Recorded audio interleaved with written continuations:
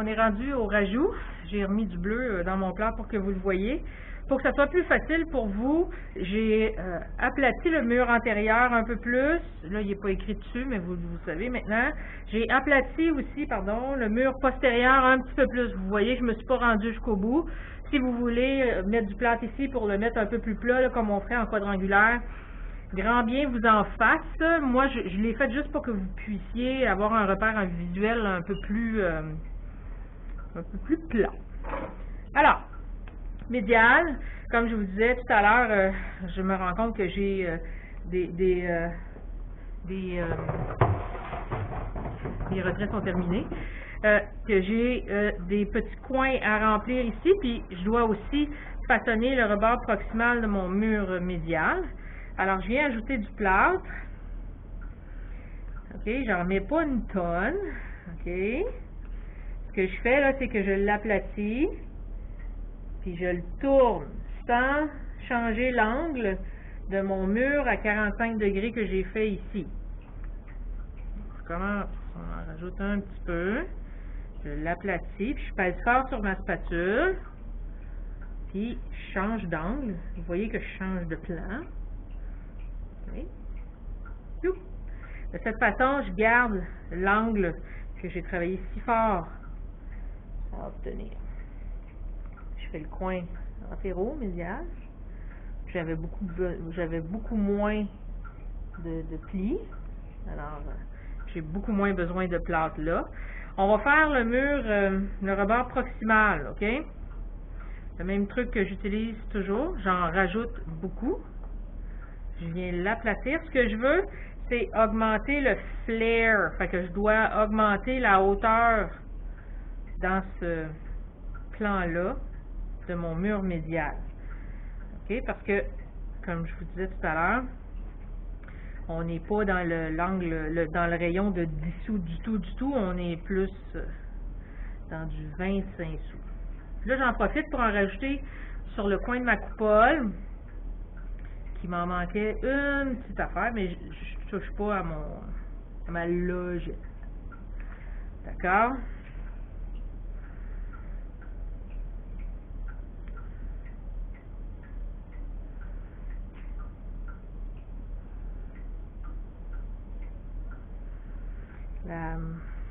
La hauteur du mur médial en quadrangulaire, vous vous rappelez, on était 6 mm en dessous. Bien, en ischion endigué, elle va être plus basse en avant, mais elle remonte en arrière parce que l'ischion est inclus dans l'emboîture. OK? Quadrangulaire, l'ischion est assis sur une tablette. Et en ischion endigué, ce n'est pas le cas. Ce que je veux pas, c'est venir prendre de charge sur la branche ischio-pubienne en antérieur, mais en postérieur, c'est ça l'idée. Alors, j'utilise mon pouce pour faire le flare. Je sais pas, là, ça donne 25 sous, quelque chose comme ça.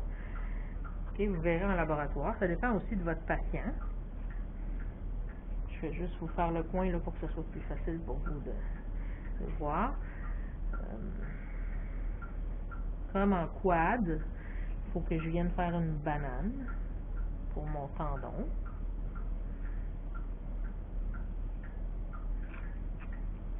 Okay. Fait que mon mur, le rebord proximal de mon mur médial est en angle. OK, on le voit bien. Et puis, ça permet donc une mise en charge sur la BIP, branche ischio-pubienne. Alors voilà pour les rajouts en médial. On va juste faire le tour. Postérieur, j'ai rien à rajouter. En latéral, voyez-vous, j'ai comme quelques petits plis sur mon grand trochanter. Je ne fais que les boucher. C'est en aucun cas un dégagement de grand trochanter. Alors, je pèse très fort sur ma spatule. J'enlève l'excédent. Je fais tout simplement remplir les trous que j'avais là. Il me reste quelques petits trous ici, quelques petites plis de stockinette, j'imagine, mais c'est juste parce qu'il me reste du plâtre. sinon, j'aurais pas besoin de... J'aurais pu le sabler aussi. Je pourrais faire la même chose en antérieur avec le bout ici. C'est juste pour que ça fasse un plâtre qui soit de belle qualité. Pour la fin, vous devez retracer toutes vos lignes de découpe. Vous devrez retracer la recette du triangle de Scarpa, inclure les marques pour les circonférences et pour les mesures aussi, et faire de la finition. Pas trop parce que celle-là c'est entre... non, celle-là, oui, il va falloir faire de la finition parce que c'est le projet que vous allez essayer avec le patient.